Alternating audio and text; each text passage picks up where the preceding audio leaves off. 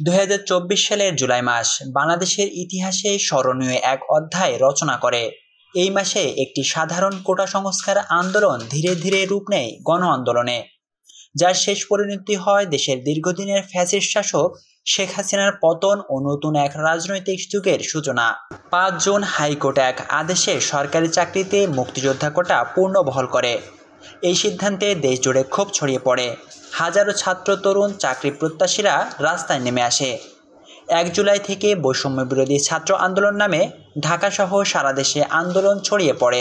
তাদের মূল দাবিগুলো ছিল মেধার ভিত্তিতে নিয়োগ, অনিয়ম ও পক্ষপাতের অবসান, দুর্নীতিমুক্ত সরকারি চাকরি। শুরুতে আন্দোলন ছিল শান্তিপূর্ণ, কিন্তু 7 জুলাই থেকে পুলিশ ও ছাত্রলীগের হস্তক্ষেপে তা সহিংস রূপ নেয়।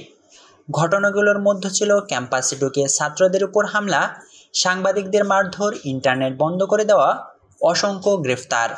15 জুলাই শেখ হাসিনা আন্দোলনকারীদের রাজাকারপন্থী বলে গালি দেয়। এতে আন্দোলন আরও তীব্র হয়ে ওঠে।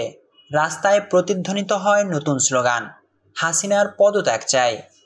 20 জুলাইয়ের পর এই আন্দোলন আর শুধু ছাত্রদের মধ্যেও সীমাবদ্ধ ছিল না। পেশাজীবী, শ্রমজীবী মানুষ, এমনকি প্রবাসীরাও আন্দোলনে সমর্থন জানাতে শুরু করে। বিক্ষোভ ছড়িয়ে পড়ে দেশের প্রতিটি প্রান্তে।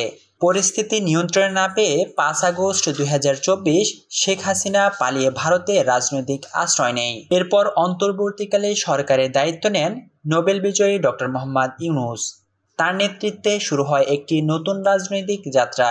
নতুন নির্বাচন ও রাষ্ট্র সংস্কারের প্রতিশ্রুতি নিয়ে এগিয়ে যায়। মোহাম্মদ সাদিক, ঢাকা ভয়েস।